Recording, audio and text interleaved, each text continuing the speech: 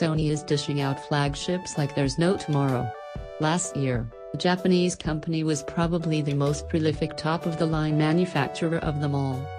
And this year, at MWC, Sony decided to update its flagship line once more. The result were two new phones, the adequately refreshed Sony Xperia XZ Premium and the less novelty Xperia XZS.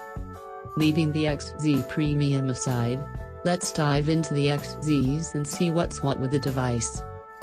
In terms of hardware, little has changed from the XZ. The new phone uses almost exactly the same body design, and almost the same internals with some small, but significant differences. The design is anything but a major leap from its predecessor. The Xperia XZ looks exactly like the XZ, save for the slightly more prominent camera bump on the back. However, this is not inherently a bad thing, as the look and feel of the phone screams Xperia, and that means that it's stylish, elegant and clean. It still features the loop design Sony introduced last year, making the somewhat bulky phone quite ergonomic and pleasant to hold by curving the sides a bit.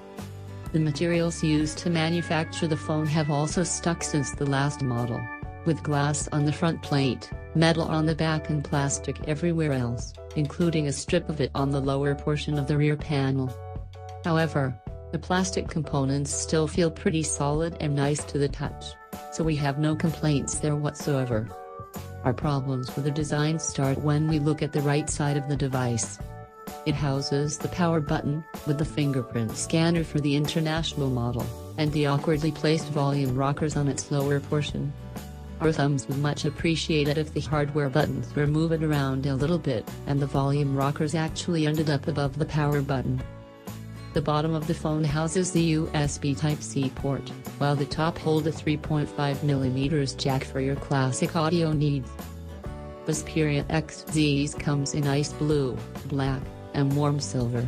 And all three of those colors look gorgeous in person, unlike their rather bland looks in most photos, official ones included.